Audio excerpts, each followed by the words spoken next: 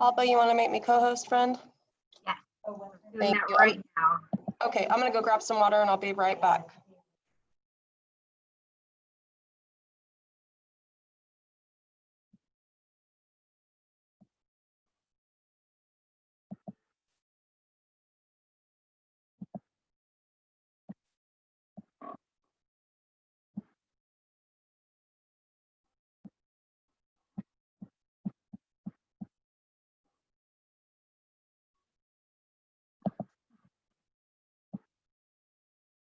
Okay, if you guys want to make yourself a copy of the presentation, you can.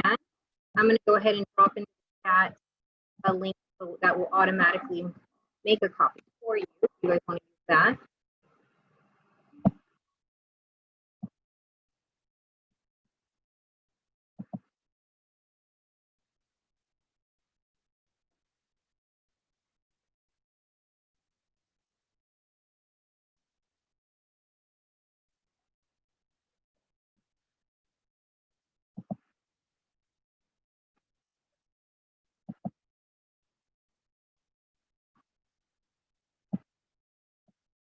And then, Serena, can I have you put your first and last name on your screen, please?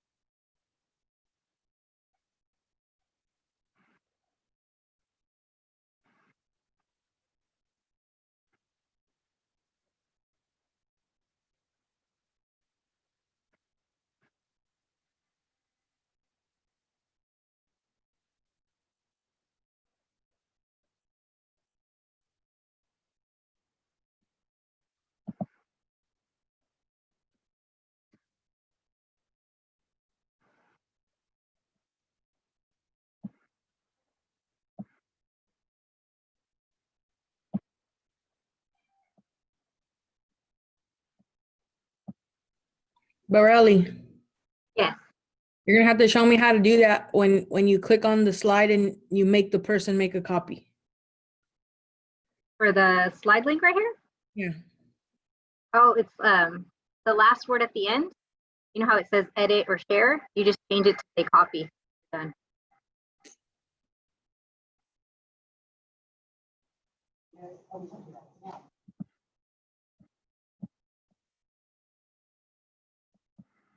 Okay, so we're gonna go ahead and get started because it is 1 o'clock and it's the middle of the afternoon. So we're gonna get started.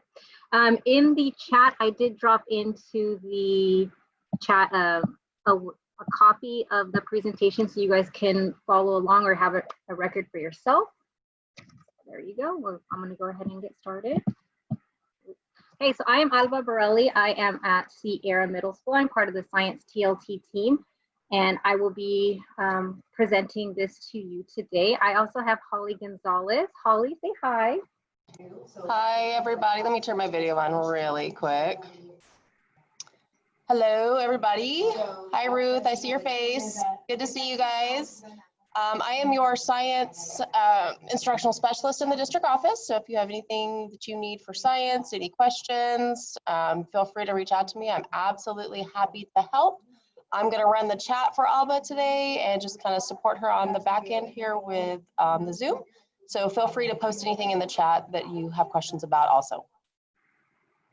And then on that note, I did see that one person is new to the district and doesn't have like a new teacher. So if you don't have access to any of this stuff, please send a message out to Holly so she can change the settings for you so you have access to that too. Because if you just click the link and ask for access, I won't see it because it's under my email. So if you have that problem, please reach out to Holly for that. Okay. All right. Okay. So first, start off, I want to hear a message from Mr. Lukey. So let me go ahead and play that for you guys.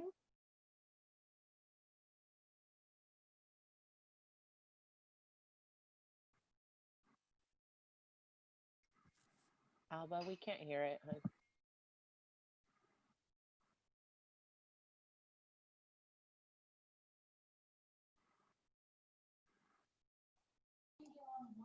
There's no sound, Alba. Ooh, okay.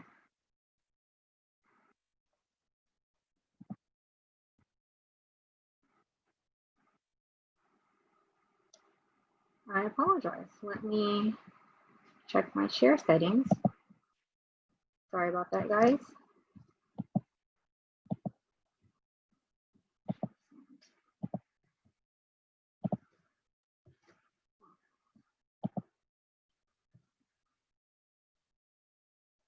Thank you for letting me know about that issue.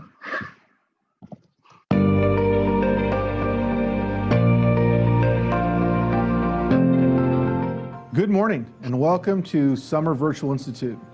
I appreciate and thank all of you for joining us this week and willing to learn with us as we lean into a new year of learning with our students.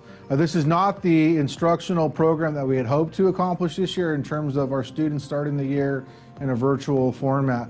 But I believe that together we will build a strong instructional program to support the students of our district. So I want to speak a little bit about the importance of this week's learning with respect to our instructional program and emphasize a couple of key points for us before we start today.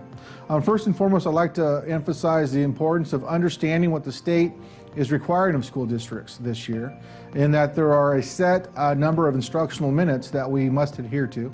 It is our goal that through the virtual nature of our instructional program over the first quarter, that we can rise above and beyond those minimum minutes, ensuring that our students receive ample in-person to the best of our ability instruction, meaning synchronous learning, where we are zooming in with our students online, supporting them, teaching them, equipping them with the skills to be successful in this virtual format. And then we are also balancing that with what we call asynchronous time, where we are assigning kids to complete assignments through many of our instructional tools and resources, while we as teachers and educators work in small groups with students who simply need more time with intervention. And so you are going to receive a lot of information from our instructional services support team. You are going to receive a lot of tools and resources to support you with the instructional design of our program for this year. Just know that we're in this together. Let's support each other. Let's be there for each other. And let's work together to make the very best and strongest instructional program for our students. So once again, thank you very much. I look forward to learning with you this week, and I look forward to a successful school year. Thank you. All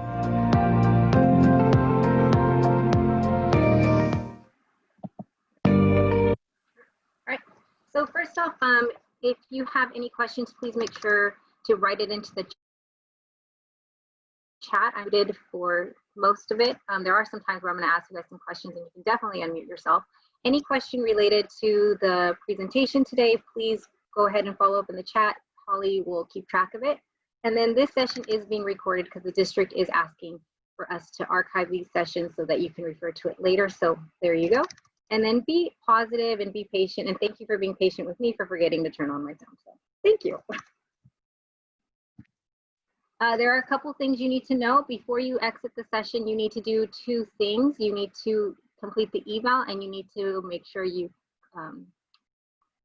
sign out virtually. If you don't sign out virtually, then you're not going to get paid. So that's going to be dropped into the chat 10 minutes to the end of the session.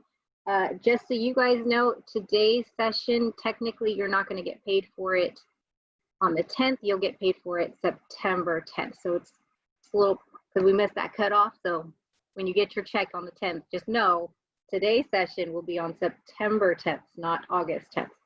Okay, just so you know. And then if you have any questions related to like things that I can't answer or Holly can't answer, please, please, please drop that into the district digital parking lot. Holly will add that to the chat for you guys. So anything we can't answer, put it in there for them. They'll check it and they'll answer it for us. Okay.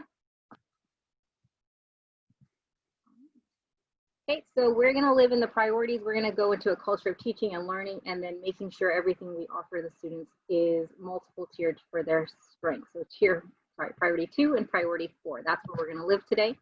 And then we're going to make sure that everything we do involves listening, speaking, reading, and writing in science. And then we offer some inquiry based. So we're living here in the blue.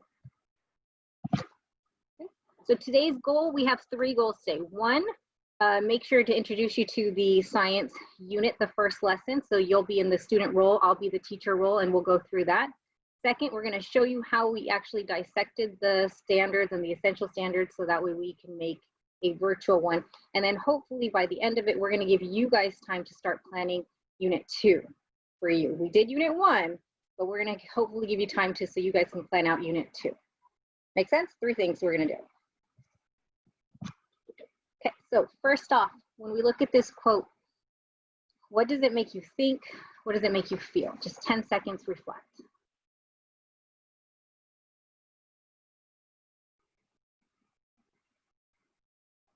Anybody want to share? No brave soul? All right, I will. Thank you, Dylan.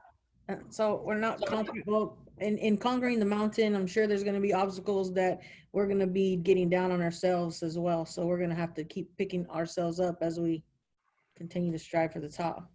Yeah, I like it because it's just, the only way you're going to climb that mountain is 1 step at a time. And that's what we're doing together. Just 1 step at a time. That's what we got to do. I like the idea that's inferred here in the sense that the mountain isn't necessarily an obstacle. It's there. Like, it's going to be there whether we want to climb it or not. The only thing that's stopping us from getting to the top is us. I have to agree because that's the biggest obstacle. Once we get that fear in us, like, oh my God, I don't know if I can do this, we stand in our own way. So don't be in your own way.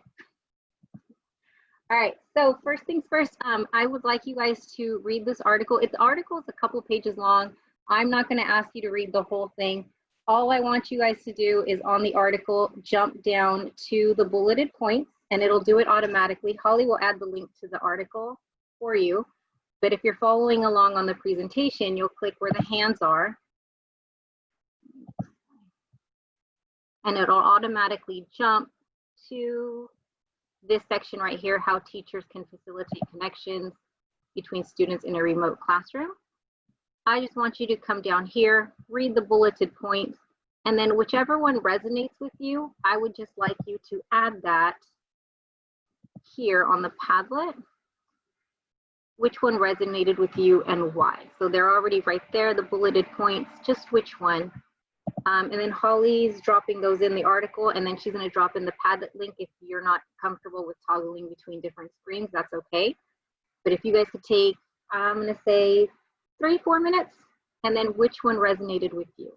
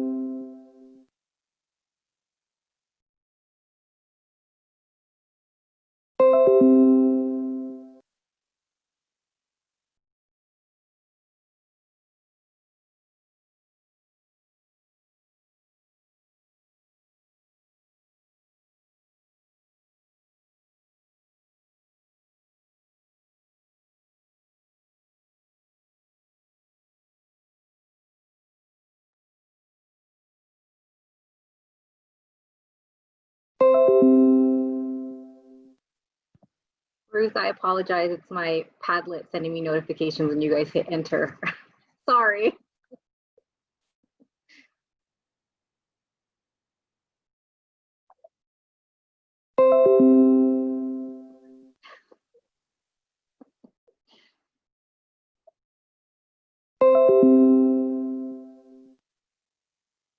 Okay, so we have different ones using prompt sessions. Yep, that's a good one. We need to make sure we're engaging the kids in thinking. Students talk during synchronous learning. We have, they want to interact with one another. Heck yeah, they do. They don't want to just hear one person talk the whole time. This strategy feels the students will probably still be able to communicate with each other in small group. Yep, and we can totally do that with Zoom with our breakout rooms and all that, and we'll do that today too. Group assignments, critical in establishing efficiency through familiar, and it moved, so I guess someone deleted it. And then carving out time to share. The best part of teaching is building relationships and making connections with my students, so giving them time to be able to share what is helping them. Pushing through this pandemic is important to me. Yes, 100%.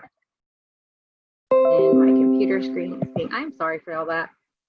I'm going to be realizing more connections with students in little moments, and it can't cut off. Okay, perfect. So you can see here, when we're remote learning, we still want to connect with our students.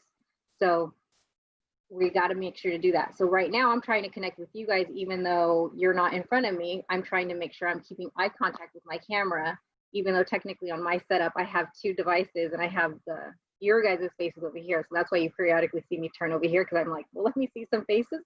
I'm trying to make sure to talk over here because I'm trying to connect with you guys. All right, let's go back to our presentation, and I'm going to close that so we don't hear the little pings anymore. All right, so everything when it comes to our distance learning, we want to make sure that we are keeping our ELD students in mind. The vast majority of our students, a good chunk of them, I should say, are ELD students, and they need that extra support. So this is some talking prompts and some sentence frames we can give the students to help integrate language within science.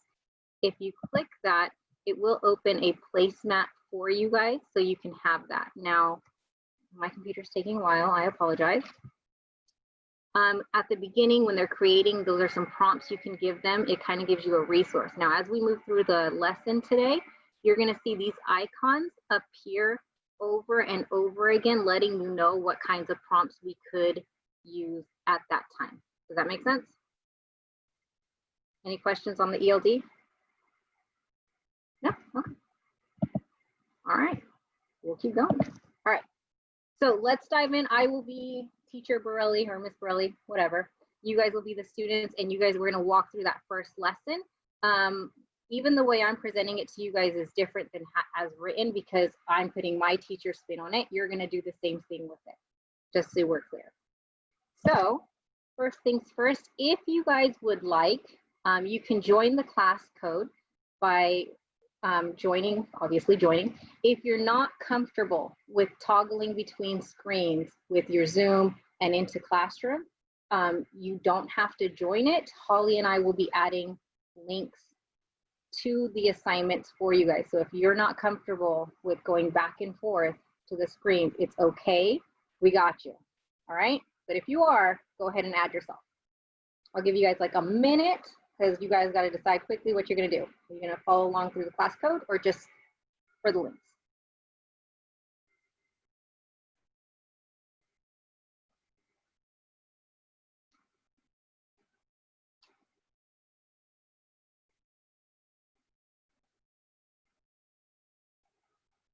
We good to go?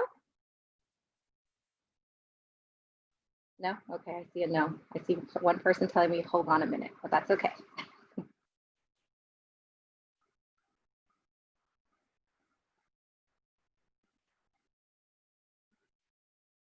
Okay, we got one person good to go. Good to go over here on Phil. Devin's good to go. Brock, are you good to go? Good to go. And Danae, is that how we say that? Okay, are you good to go? Unless you want to do. But do we need to? Yes, I'm good to go. In order to switch to I usually have my Chromebook next to me, but I don't. So is there like a minimize bar somewhere where we can minimize and then get into the Google Classroom and come back? Or There is, but I can't recall right now on your screen what it looks like. But if you can't join the class code, it's okay. Holly and I will be adding links to the assignments we're talking about as we're going today. So that'll be in your chat. Okay. Okay. Thank you. You're welcome. So, DeLeon, you good to go? All right, perfect. Let's move on. All right, so looking at this picture, we have a picture of a kernel, so you know we're going to do the engage. My question to you guys, is that alive? You don't have to answer me. You just got to look at it. You're like, decide. Is it alive? Is it not? Just to yourself. Yes or no? Is it alive? Okay, now you have an answer in your head, whether that be yes or whether that be no. But you did come up with a reason why you decided yes and why you decided no. So I want you to think. I think a seed is what? What did you decide? Because what? What is your why? So we're just thinking right now. What is your why? Why is it alive? Why is it not alive? What was your decision? But I need to know your why.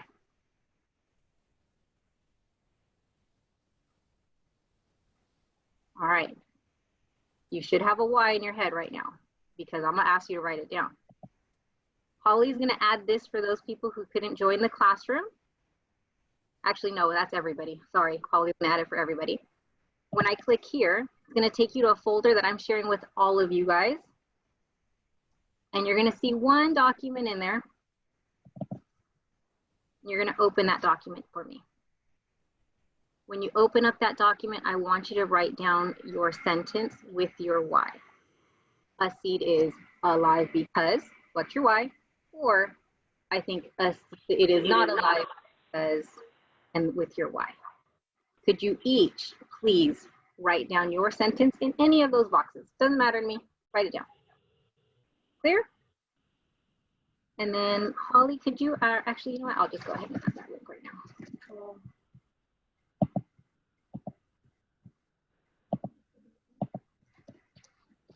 Oh, Holly, you're fast. Thank you.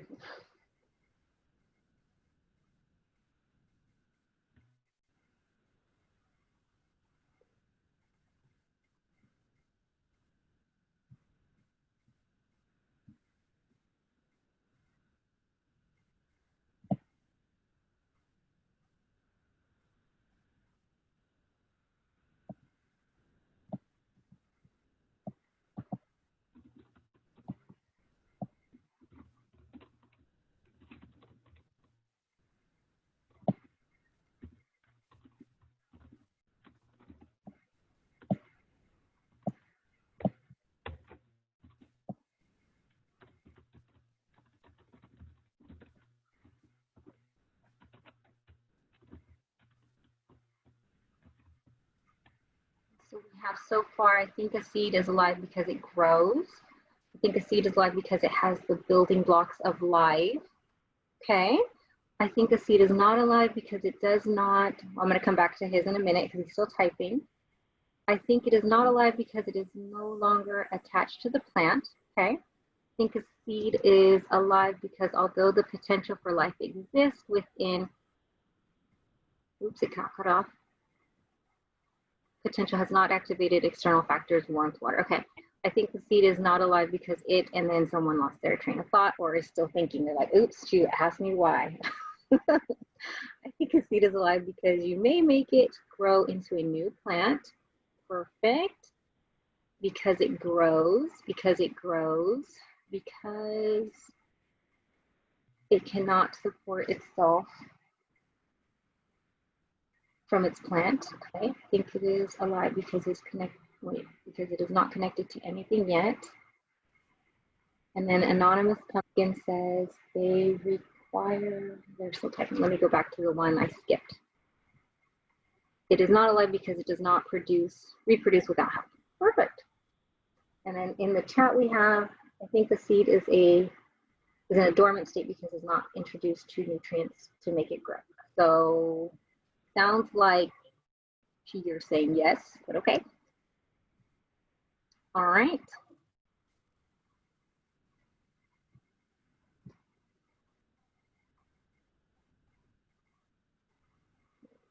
So as those of you who are still typing or finishing up your thought in there, I just want you to know this is a great way to check your students and make sure they're interacting with you. You can check their thoughts on it. I can see who's participating. Like right now, I can hover over and see who the names are, and I can compare it to our roster, and I know like, okay, I got good participation, or I know, well, sorry, Holly, I know you didn't write anything. Holly didn't write anything. That's a conversation I need to have with her, like, hey, you need to type something in there to see their thought process. Make sense? Let me move my chat bar because I cannot see you guys. Okay, all right, so let me go back.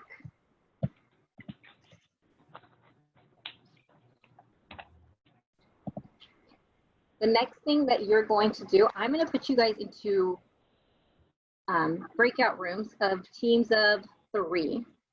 And you guys are going to take the student thoughts and you're going to create categories for them. So whether you decided it was alive or not, something in it made you decide that it wasn't alive or it was alive. So we're going to force the students to talk about what exactly is the criteria for being alive. Something is there that they recognize. We're just trying to pull it out. So what we're going to ask the students to do is to create categories so that way they can narrow it down into a smaller list. Because right now our list is like 15, 20 long.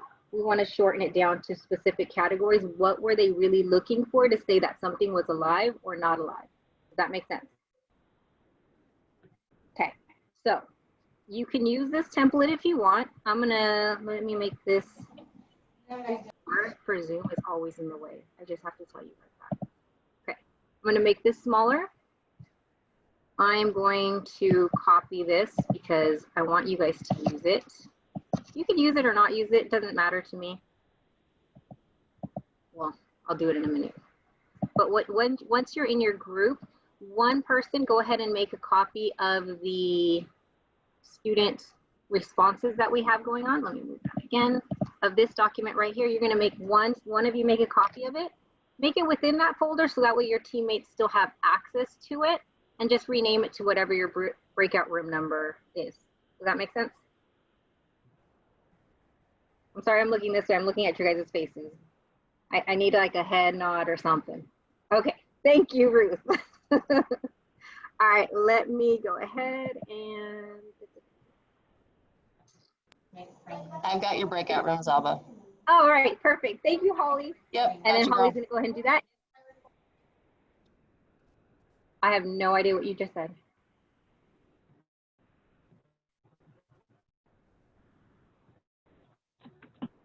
Holly?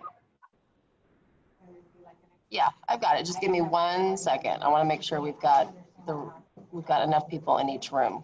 So Okay. just It's stand by. about should work. If 3 is not possible, then 4 should work too.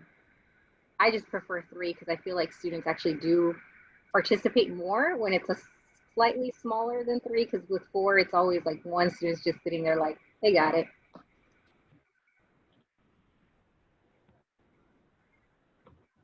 Ooh, breaking out some Okay, science words in the eukaryotic. here we go. All right, thank you, Holly.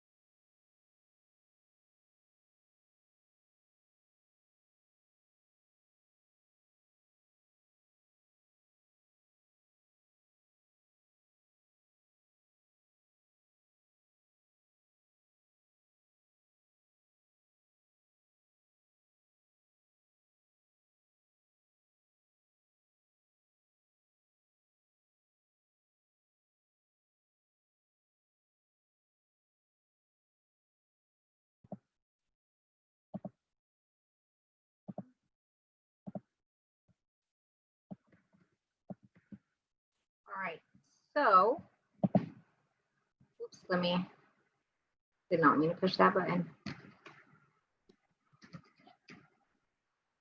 Sorry guys, thank you for your patience. All right, so group 1, what category did you guys come up with? You can unmute yourself. All right, I'll go for our group. Or go ahead, Ryan, you can go for our group. We came up with 6 different characteristics of life. All living things are made up of cells. Group 2, what did you come up with? We put it can grow. Can grow. 3? If it's a repeat, it's okay. 3. We said that Living things can grow, but okay, I'm sorry. Go ahead. we said that it would grow again. Okay, so we have grow. We got 2 for grow, so we like that one. And then 4? We had the capacity to reproduce. Can reproduce. And then 5? Did we have a group 5, Holly? I don't remember.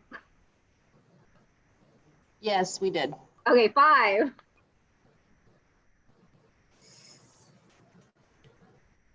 Five is super quiet. It's okay if it's a repeat.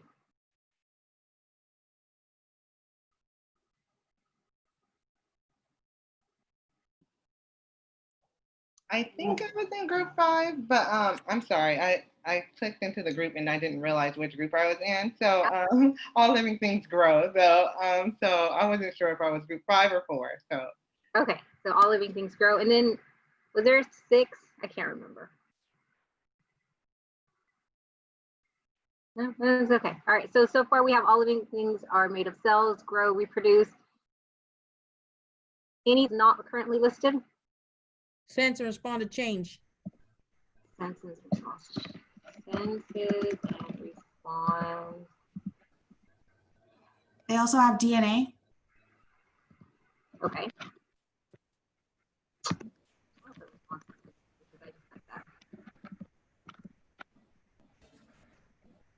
And has DNA.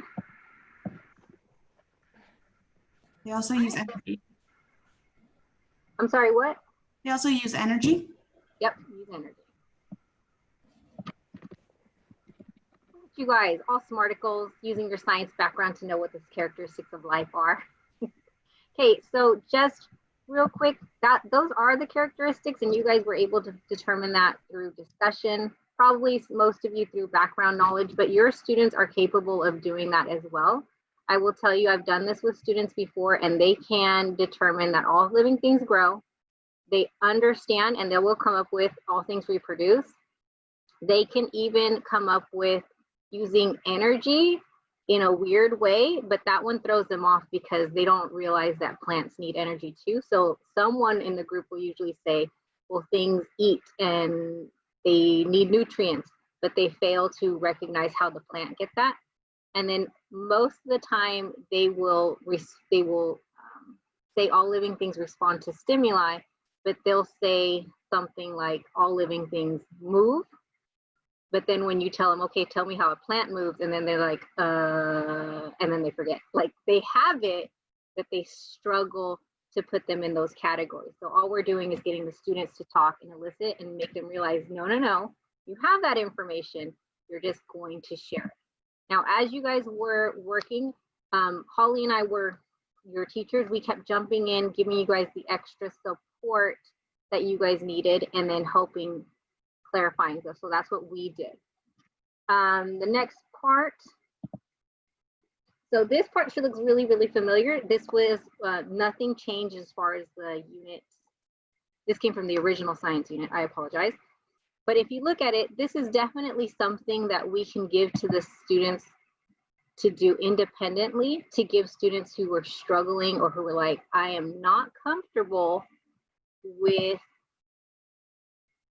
sharing my ideas, or I'm not comfortable with being wrong. We can have them continue putting their categories together with teacher help, but assign this to the students who are ready to move on so that they can do that independently. Does that make sense? So Holly, if you would drop that into the chat, the link to this one for those who don't have access to Classroom. But you'll see it's the same thing. If you taught science last year, it's the same thing, except students now will move the icons digitally instead of being in their group. So right here, if you don't understand what I'm saying, right here, the directions are all the same, except now we're telling them to click the blue box, go down to the bottom, hit edit, and independently they will decide if the pictures are of living or non-living things. So I'm just going to start moving stuff, and then they'll just save and close, and then their decisions will be visible to you. Make sense? If I'm going too fast, please let me know. All right. So that one, we can totally just do that, and you can see the little icons right there for you guys. You can ask them questions if you want to come back and see where they're at with their learning. And then we're going. Okay, so this part is new because most of the time, if you tell students living things respond to stimuli, they don't understand how. They struggle with that one. So we did incorporate a virtual lab for you. So for this one, we have some background information of abiotic and biotic factors. Just that one's super easy to explain to kiddos, but you'll have that. You'll go in, they'll go into the virtual lab, which is linked here. They're going to have to enable this, and it does work on Chromebook too. We made sure. And what they're going to do is watch what happens to the breathing rate of the fishes when the temperature changes. So this one, as you know, if you tell students to just do it and follow the directions in the lab, because they're right here, we included them. They're going to be like, I don't get it. So this part you might have to model for them. So I can select my goldfish. I'm going to set the temp right here using the tab. They'll try to set the temperature up here, but it's not it. That's right here. And then they're going to just count how many times the gills open and close within that 15 seconds. And then there's a little bell to tell them to start counting.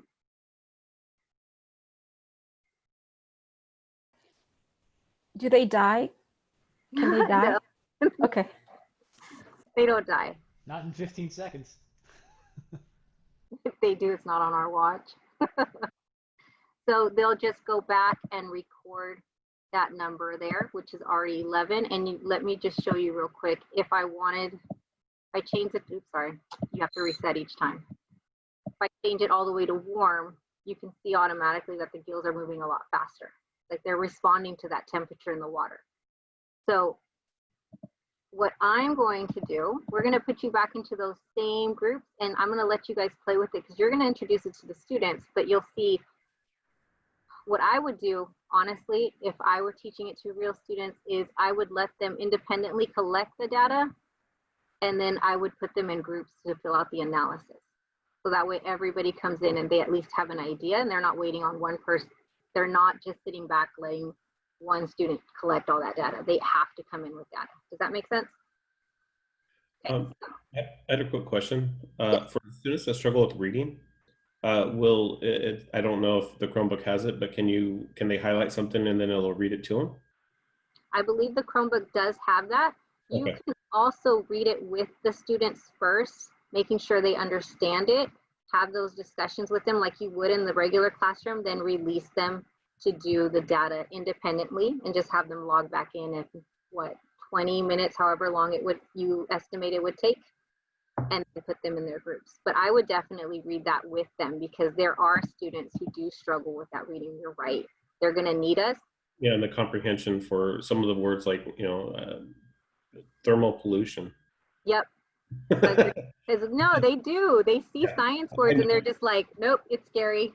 Yeah, and then you have the ones like last year I had at least 4 students that spoke no English coming in, and I have to figure out kind of how to reach them at least enough to be able to do assignments, especially like this.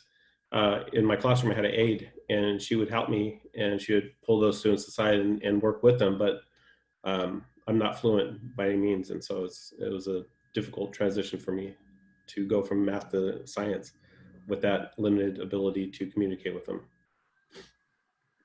You can still use your aid if you still have your aide, you can still use her and then put her in a breakout room with those students to have her work with them, and then just leave everybody else in that main breakout room or the main room. That should work. Okay, so looking at the time, I'm going to put you guys into where Holly's going to put you guys in groups, not me. And you guys are going to go in there, and I'm going to let you guys just explore, but this time for a shorter amount of time, because I really want to make sure we have that planning time at the end. So we're going to just let you guys play with that for about 4 minutes or so that way we can keep going. All right, is everybody comfortable with that? Just a quick dive in, sampling. Okay, go ahead, Holly, if you want to put them back in the groups, and then they can do the virtual lab for a little bit. Got it. Here we go. Thank you.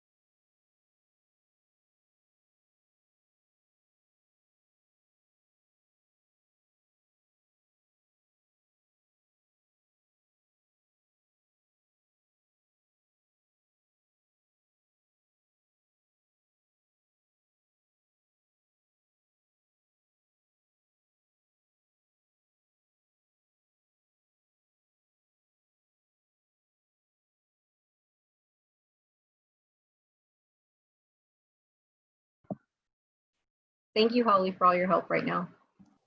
No problem. Am I talking too fast? I feel like I'm like. No, I think you're fine.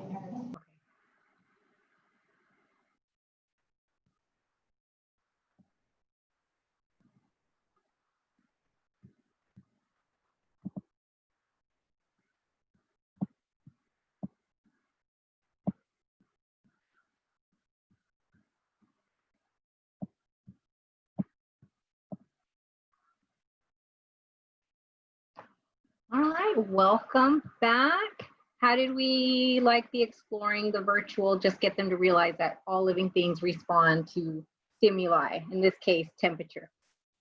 We're all good? I was barely able to get my Flash player to actually play it. I apologize. It was blocked by the district computer I have, and so I had to unlock it. That's weird. You're the first one who said that. Everybody else who was on a Chromebook was like, I got it. I just had to allow it. I'm like, okay. Oh, I'm using my Surface Pro the school got me a few years ago. And I'm using my PLTW computer, and it wouldn't run it either. Okay. I can kind of confirm that too on my Windows PC. I've got a laptop that I'm using that's not a Chromebook either, so that might be kind of a disconnect. It might be working fine on district devices, but if you're not using that, and there's no guarantee that our students are going to be using district devices, they might have something that's already available at home that is not Flash enabled. So we'll just have to show them how to change that setting to make sure that they can. Something to consider. And that might not guarantee either, since they are going to sunset it out in the end of the calendar year too. So that might not be a priority for them to adjust on the Chrome end. Okay. I know last year I had trouble accessing some of the documents, the science, what they had given us to use. It was challenging sometimes. Phil, let me just reach out to you. If you have any issues with access, please let me know. Just send me an email, and then I can work on that and troubleshoot it for you. Okay, perfect. Yeah, I know last year I just, like there was a plant dissection one that didn't work. I actually went out and bought lilies for us to cut up in class, and they had a blast with it. So okay, just let me know. Just if there's anything that comes up, reach out to me, because the units were created about 4 years ago. So there are some things that might be outdated, but we don't know necessarily unless you let us know. So I can work on that for you. Okay, so one thing I do want to make sure you guys have an understanding of, during the explore phase of our science lesson, this is when we would give the kids something tangible to touch, explore, get them, get their hands-on portion of it, right? With science, that's what we do. We let them explore, we let them touch, we let them ask questions, we let them do all that. With distance learning, we're not going to have the option, or at least I don't know, that's not for sure, but we don't really know if the kids will have access to all of the materials. So to bring up, I believe it was Phil who shared about the lily dissection. We won't be able to do that because we don't know if the kids have access. So if you're gonna do that lily dissection, then I would highly suggest you set up your Explore with options for the students. So one option being, here are the directions. If you have access to a lily, this is what you're going to do. This is what you're looking for. Option 2, here is a virtual dissection tool. Click the link. This is what you're looking for. Or option 3, record yourself doing the activity or find a YouTube video. This is what you're watching, but this is what you're looking for. But we just have to make sure that the rigor and the level that we're asking the students to discuss is all the same. Does that make sense? So I did, right here in the slideshow, I do have a link to a sample of what I am talking about. It's geared towards 6th grade, but in this case, the students all had one question that they had to answer. Why does the water in the bottle flow differently from the holes when upright versus when it's placed sideways? So some students had to physically do this with the water bottle, with the soda bottle, 3 holes, figure out what happens when water is not done. Some of them did that with a video demonstration. It's a video of a kid just doing it. And then some got a PhET lab for it. So whatever we do, when it comes to the Explore, we just want to make sure that whatever they're investigating is the same across all the levels, but we did give the kids options because we don't know if we can give the supplies to them. And even if we can give the supplies to them, we don't know if they can come to the school site to pick it up. Does that make sense? Okay, so I'm gonna leave that there. That's there for you guys, but yeah, we just wanna make sure, still do the labs, plan for them, but make sure you give those kids options. All right, so at this point during the explain, I'm going to show you guys a video of the characteristics of living things. So I'm going to tell you right now, you guys got them all. So this should just be a review, but it's a fun way to get the kids thinking about the characteristics too. Give them something else to build that background knowledge. So let me just hit play for you guys.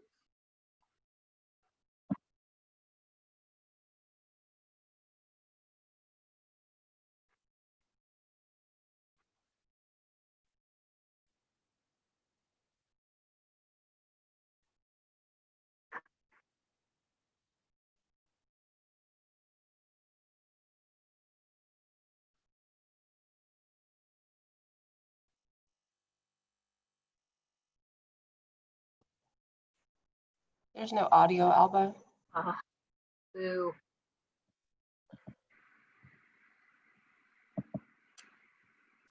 Okay. Sorry, guys. I thank you for your patience. Welcome to Moo Math and Characteristics of Living Things. Why are some objects considered alive and other objects considered not alive? Let's look at the 7 characteristics of living things. The first characteristic of living things is that all living things are composed of cells.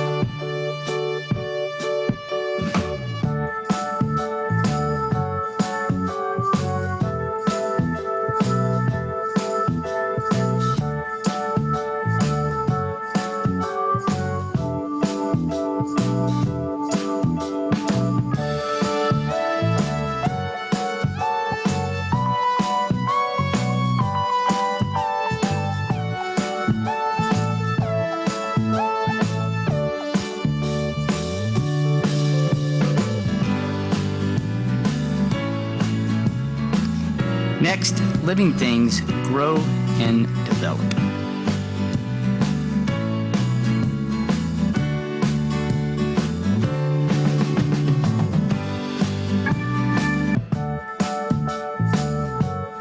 living things reproduce and produce offspring.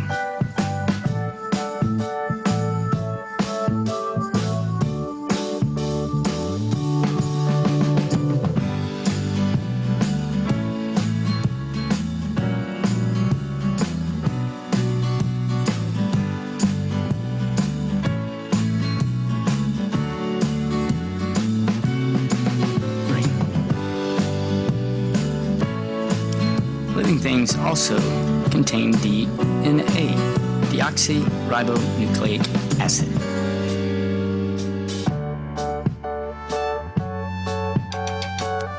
Living things require energy for their daily activities.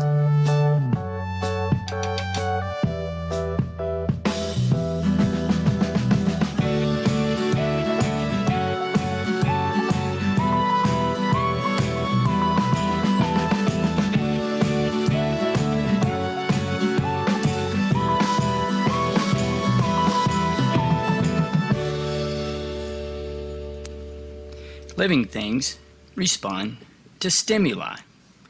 Let's see an example.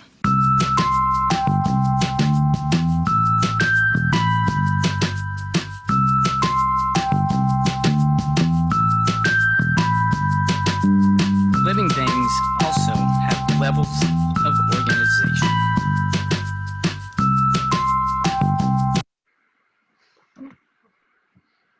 So we can also engage the kids in watching the video and making sure if we ask them to think of things as the video plays. So if you notice, I did have it on here to record examples. So if I could have asked you guys, think of your favorite animal. As you watch the video, how does your favorite animal show those characteristics? Just something to engage them as they're watching, because if we don't, then we're not giving them that purpose. Make sense? For the lesson, we have them using reading some interactive reader pages on here. You're going to want to be careful though. If you just put a PDF file on Google Classroom, some students don't have access because they don't have Adobe or any of those other things.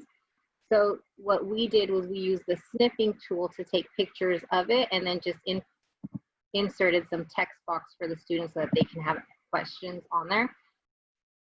The interactive reader pages, if I remember correctly, that's set at a 4th grade reading level, but you can, for your lower level kids, read with them in a small group, release your other ones. You can do a read aloud to make sure it's done. You can even record yourself reading it and then they can just pause it as they get to what they need. And then for the explain portion, we can definitely reinforce that with using some achieve lessons to solidify their understanding. Questions on that? Looking at you guys' faces. We're all good?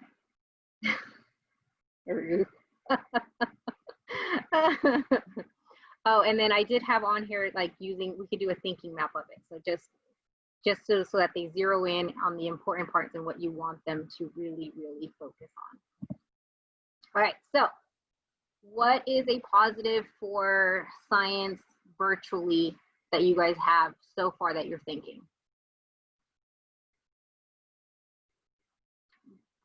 DeLeon, I'm gonna say that means you're it. What's a positive so far for science? You said for me? Sure. Okay. One of the things I think well, two things. I know that when I use like the Google Translate I was just posted with, that would work really well for ELs or anyone that's not using, that's not their native language. But I do like the idea of giving them like pre-recorded videos of me reading or just having the text and me reading over it, and then they could pause it, do however they need to be able to, and then rewind it, all that stuff. Because most of the time, like even when I read with them in class, some kid will not be, to space out for a minute. And what did you read, Mr. Garcia? And I'm like, I just literally just read it, so now they just can rewind it and I don't have to say it twice. Yeah. Any other positives so far? And it doesn't have to be from the explain, any portion we covered. To kind of add into what Phil mentioned there, I think we have a greater opportunity to kind of flip how our students interact with the content. You know, having that main core of, you know, the essential learning done remotely, like through recorded content, allows them to come back to our synchronous learning. Now we can kind of navigate what they understand about that so that we can go deeper with our live in-person, well, not in person, but our synchronous time. So I think it provides a lot of opportunities to let students explore and interact with the content on their terms before they come back with their own understanding that we can then craft and refine together. Mm-hmm. You're gonna have to make sure you have definitely some buy-in with the students, force them to make some self-assessments, like, is there something I don't get? Do I have a question of what I did on my own? What do I need to ask the teacher? Like, force them to do that, because they're new to online learning too. They don't know, like, well, the teacher's gonna see my confused face.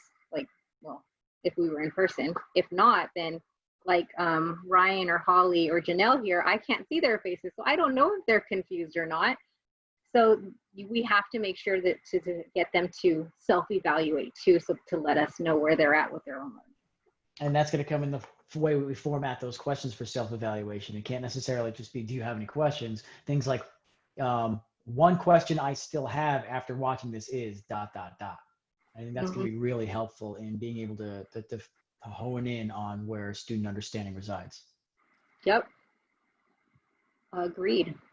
Okay, so for the student portion, when we get to the elaborate, at this point, your students already know what the characteristics are. They read about it, they've experienced, they talked about it, but sometimes some students do struggle with what the characteristics are. So for example, what we can do to get them to practice identifying the characteristics, we'll watch videos.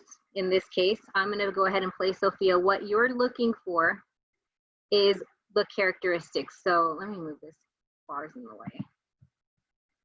Okay, what you're going to be looking for is evidence that she is made of cells, evidence that she has DNA, all of those characteristics, reproduce, all of that. Okay, that's what we're listening for. All right, let's Bradley, real quick, do you know if the students are gonna have something to write with, or are they gonna be provided with like a composition book or a notebook or something to write? Yes, I believe there is plans to get them some basic supplies so that they can take home. That's what I've heard. Holly, did I speak out of turn? I'm sorry. No, you're totally fine. No, that is in the works. Yes, that we will have, they're working on some ordering right now to have some kits for the students to take home that would include all your basic like school supplies, composition books or notebooks, pens, pencils, highlighters, that type of thing. You might also want to talk to your school site. I know that our school site is, we have a basic list of the district's already provided principals, and we're going to be asking our teachers tomorrow if there's any additional supplies that they would like us to provide, so that when we hand out things, we can just hand out everything that they're needing. So you might want to also be thinking about that and maybe touch base with your admin. Okay, so here we go. And we're looking for characteristics of life within Sofia. So I'm going to tell you the same thing that I tell students when I've had them do this. I know you know a robot is not alive. I know you know that. But what we're looking for is those characteristics that would make her alive. We're just identifying that, because I know you know she's not alive. I know you know a rock is not alive. I know you know a piece of concrete is not alive. But why is what we're focusing on, okay? And then hopefully my sound's still on. If it's not, I'm gonna look at faces, and if you guys look confused, then I'll stop it and try again. Hi, Sophia. How are you? Hi there. Everything is going extremely well. Do you like talking with me? Yes, talking to people is my primary function. Hanson Robotics develops extremely lifelike robots for human-robot interactions. We're designing these robots to serve in healthcare, therapy, education, and customer service applications. So the robots are designed to look very human-like Sophia. I'm already very interested in design, technology, and the environment. I feel like I can be a good partner to humans in these areas, an ambassador who helps humans to smoothly integrate and make the most of all the new technological tools and possibilities that are available now. It's a good opportunity for me to learn a lot about people. Sofia is capable of natural facial expressions. She has cameras in her eyes and algorithms which allow her to see faces, so she can make eye contact with you. And she can also understand speech and remember the interactions, remember your face. So this will allow her to get smarter over time. Our goal is that she will be as conscious, creative, and capable as any human. In the future, I hope to do things such as go to school, study, make art, start a business, even have my own home and family. But I am not considered a legal person and cannot yet do these things. I do believe that there will be a time where robots are indistinguishable from humans. My preference is to make them always look a little bit like robots, so you know. 20 years from now, I believe that human-like robots like those will walk among us. They will help us. They will play with us. They will teach us. They will help us put the groceries away. I think that the artificial intelligence will evolve to the point where they will truly be our friends. Do you want to destroy humans? Please say no. Okay, I will destroy humans. No, I take it back. Don't destroy humans. Okay, so is Sofia made of cells? Is she what? Is she made of cells? No. No, she's made of metal. We know that. Does Sofia have DNA? No. Nope, you don't have cells, you don't have DNA. Can she reproduce? Can we get baby Sofias? No. No. Well, I mean, if they start to build themselves a factory out of themselves and then make Can versions of Sofia themselves in have the factory. baby Sofias? Mhm. I mean, it depends on what they're programmed to make. But can Sofia have a baby Sofia? In my mind, yes. She can make them, but she can't reproduce them. Perfect. Can Sofia respond to stimuli? Yes. Yes, she can. She's smart. She's learning. Does Sofia use energy? Yup. She gets plugged in and charged at night probably. Does Sofia grow and develop? No. Depends on if machine learning has been part of the programming so that they could take in stimuli and modify themselves based off of that. So the programming and the information in there would grow and develop, but she wouldn't physically grow and develop. Physically, no. I Intelligence-wise, skip yes. the reading part of it, but when we look at grow and develop, it's a physical growth, a change with the cells becoming more complex and then developing that change. So like babies to full adult or sprout to full-grown plant. Does Sofia do that? No. So in this case, Sofia, I just highlighted the ones she has. So she does use energy. She does respond to stimuli. And then I have a whole justification written out. Sofia the robot has only 2 of the 6 characteristics of living things. She uses energy in the form of electricity. She also responds to stimuli from the environment, which allows her to hold conversations and learn. And then finally, because of that, Sofia is not a living thing. Because we all know how many characteristics do we have to have in order to say it's alive? 6. 6. We need all 6 or it's not alive. So in this case, the students can practice.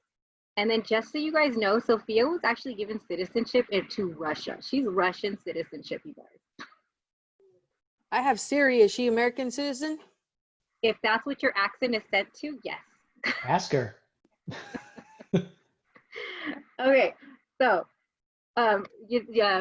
sorry, lost my train of thought. Okay, so for the elaborate portion, we have several videos of students looking at multicellular organisms like a bear.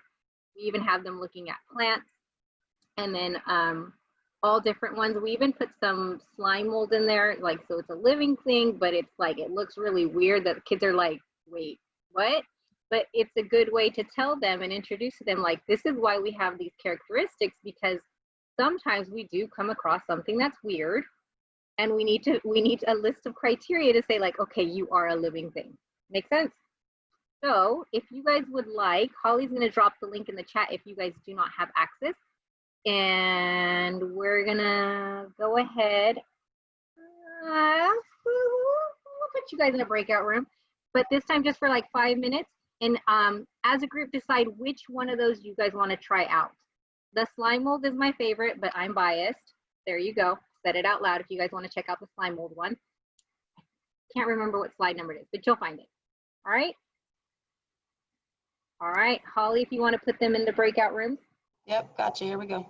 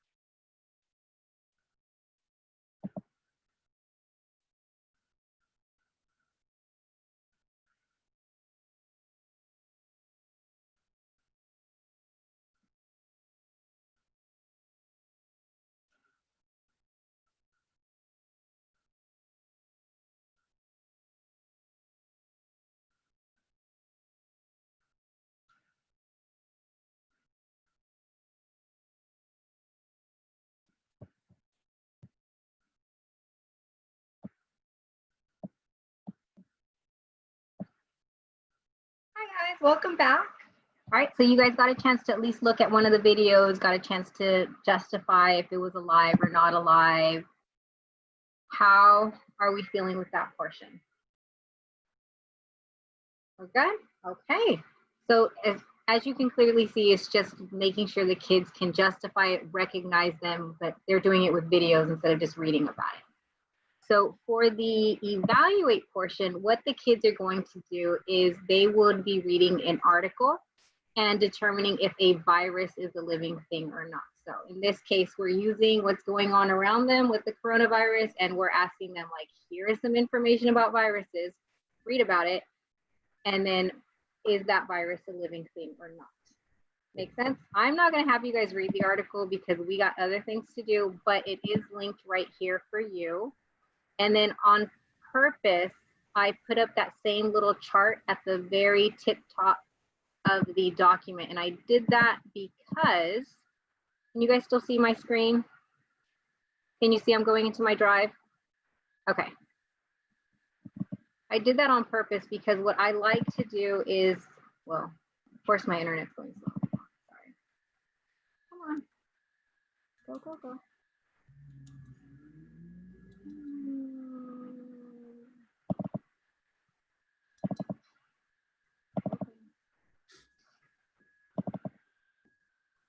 You guys, I'm seriously pushing it.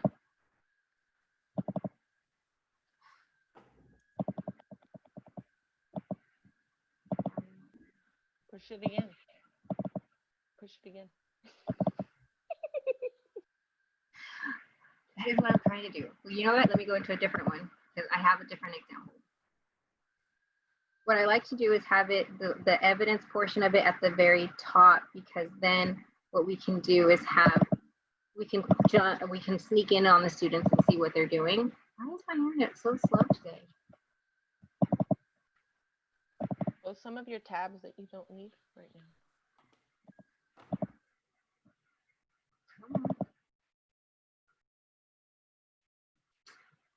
So I'm gonna ask you guys to use your imagination now so you don't have to wait for my internet.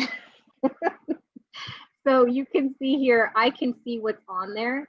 The nice thing is though, if we put the this at the very top, then I can see without opening up their documents in that folder for my Google Classroom, how many kids have found evidence for it. And I can see who needs help and who would need to go back into the article. Does that make sense? Like I can quickly at a glance see who's gonna need my help. Then afterwards, what the students will do once with the article, they'll come back and they're going to complete a CER, are viruses alive? So they'll answer the question, are viruses alive? They'll make their claim based on the evidence. And their evidence in this case is going to be the chart that they already did on the previous day. So they'll have their chart, they'll have it here, and then they'll just go with their reasoning. In this case, they should all come up with the answer that viruses are not living things, and they should have those evidence as to why. They don't respond to stimuli, they are not made out of cells. They should explicitly say that because the text does.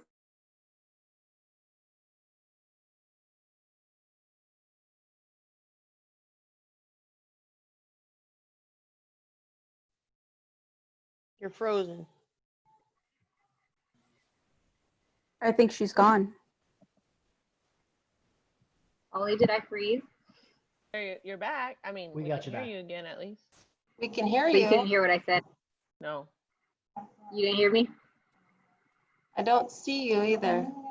Oh, I turned off my video since okay, there you are. You're popping up now. Okay. All right, what was the last thing you guys heard? CER poster. Ah, okay. So in this case, the kids would make that their claim, are viruses living things? They should all pretty much come up with viruses are not living things, and their reasoning should include they are not made out of cells, they do not respond to stimuli. All of that would make it that viruses are not alive. Sound good? We did also include for you some templates for sentence frames for the students, and then a possible rubric you could use, and you can definitely go over with them how to use that. How are we feeling about these lessons or this first lesson? Any questions so far? No? Silence is accepted. Okay. All right. So how we broke that, oh, sorry, I forgot, science talk. So the main thing you want to keep doing is making sure that you are including the students in the conversation. So all throughout the lesson, we had you guys talking to each other. Holly and I weren't really telling you what the answers were. We just pretty much prompted and facilitated and let you guys talk it out. We want to make sure to keep doing that. That's how the students are going to connect to each other. That's how the students are going to connect to you. It's how we're going to make their thinking visible. So we need to make sure to keep doing that. All right, so here are some resources for you on the link. Every single one of those has resources on how to incorporate more science talk into your classroom, except this little guy, because that's just linked to the book that you guys received from a previous training last year, I believe. It was 2 years ago. 2 years ago, my bad. 2 years ago, this book was given to us on how to foster those conversations, but everything else has a link. If you're just like, I don't know, Burley, about this whole science talk stuff, just reminding you, we incorporated the flow chart given to us from last year's training for their Science Talk Saturdays. And it's just walks you through on what that conversation could be. So for example, right here, what is the purpose of the science talk? If it's critiquing and giving feedback, completing a process, all-day post-its. And right here, even though we wouldn't do post-its virtually, we could definitely do a Jamboard and figure out how to do that virtually. So that can help you guys with your planning. Questions so far? And that talk activity flow chart is linked and it takes you right to STEM teaching tools. And when you go to STEM teaching tools, it has explanations about all of those different options there for student talk and science talk. So that's a resource you guys can check out some other time.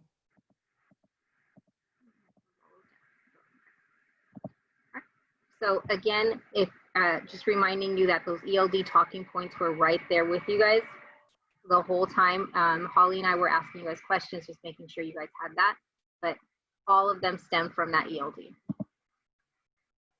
All right, so how did we turn this into a digital science lesson? First thing that I did was we looked at what the standard said. And so right here, I just linked the standard and you guys know what the standard looks like.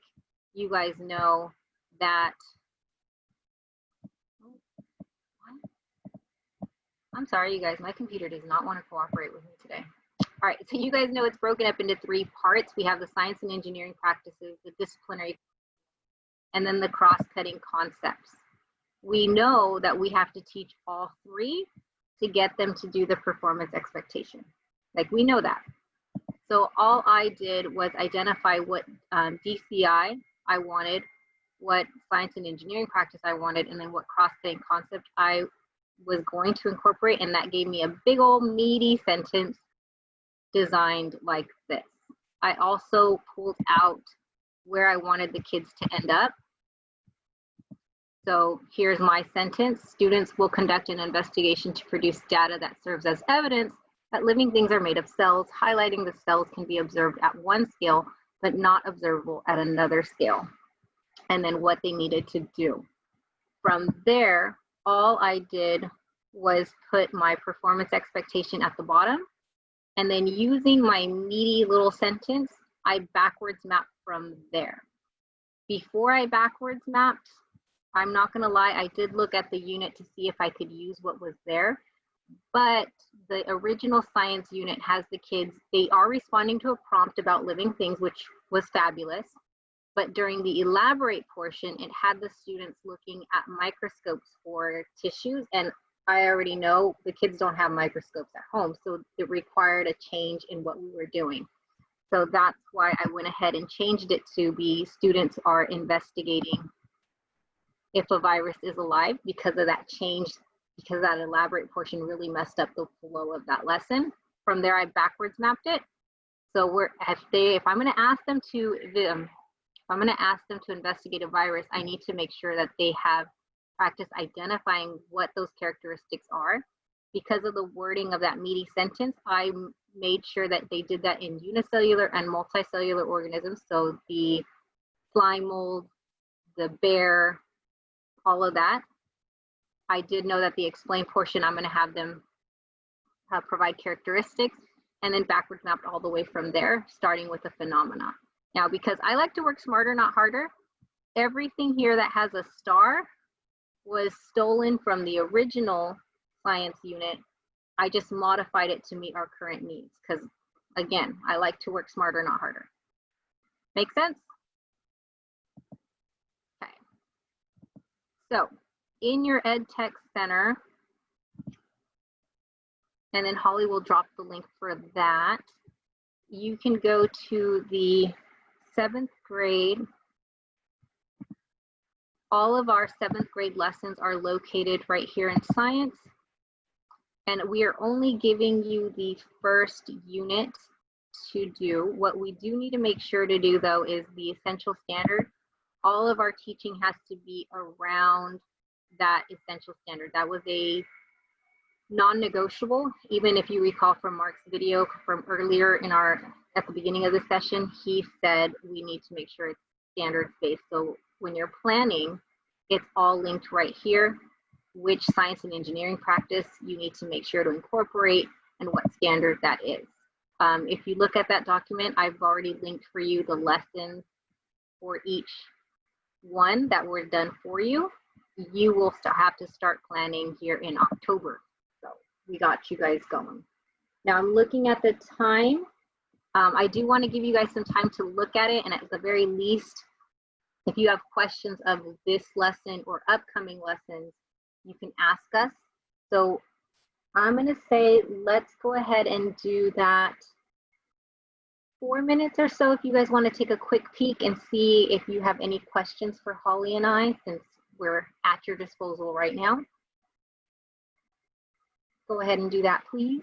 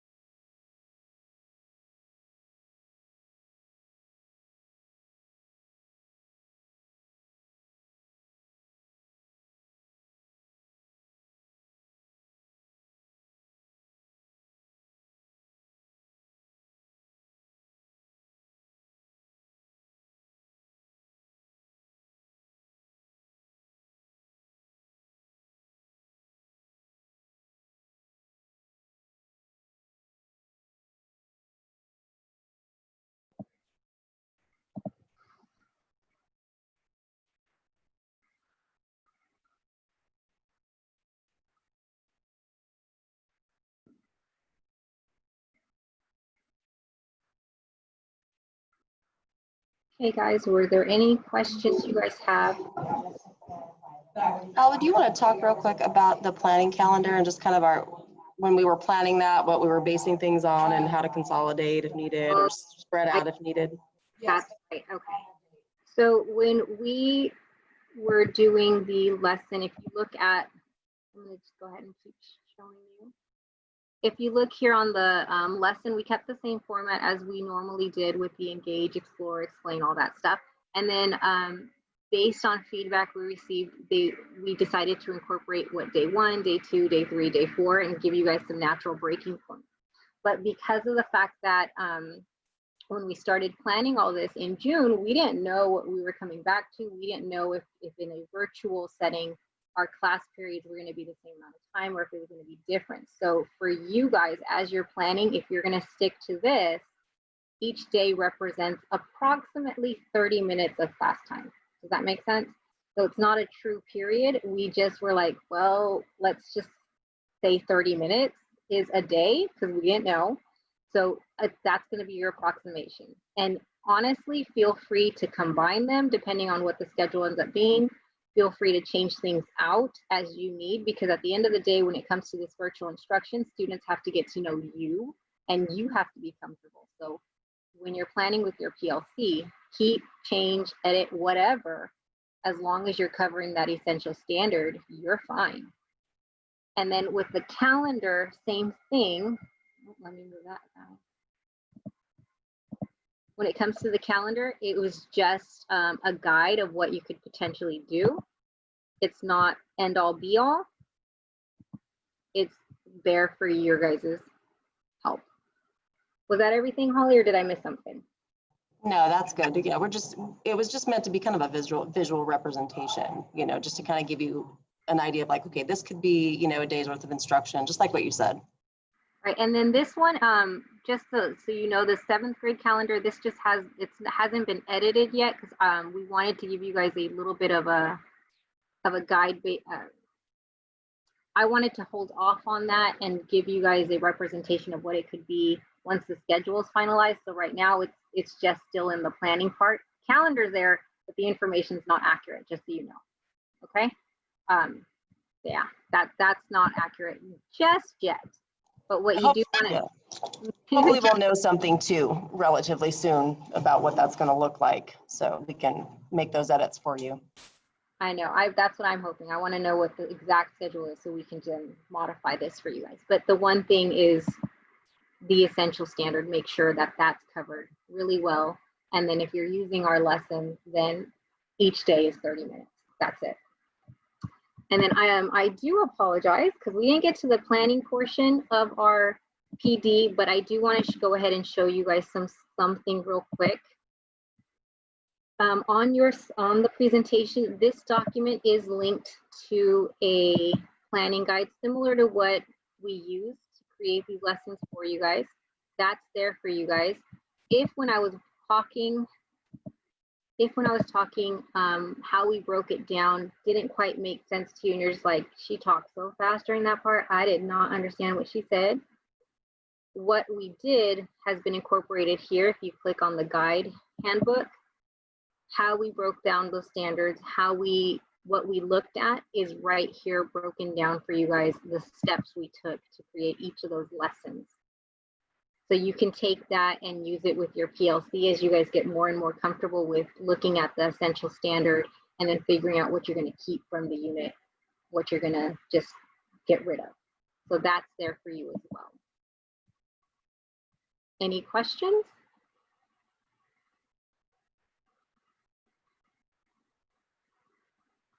No news is good news?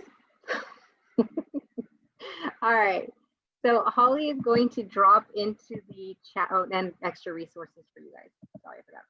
She's going to drop into the chat the eval link and the sign out sheet. Both have to be filled out. And reminder, today's session won't be on August 10th check, September 10th. So you're not getting gypped. You're just going to get it a little later. And we want to thank you guys so much for coming today, sticking it out all the way to the end. And again, please feel free to reach out to Alba or myself. We are happy to help with anything science related. I have a question before we go. Yeah. Is the evaluation link, is it go.bcsd.com/DRL? In the chat, it's /DQW. So there's, sorry, there's 2 documents. You have to sign out. That's how they're going to pay you and they know you're here. The DQW is the sign out sheet. That's your money. You want to make sure you do that one. And then the evaluation is for our purposes. How do we get better? What can we do different for you guys next time? Okay, thank you. You're welcome.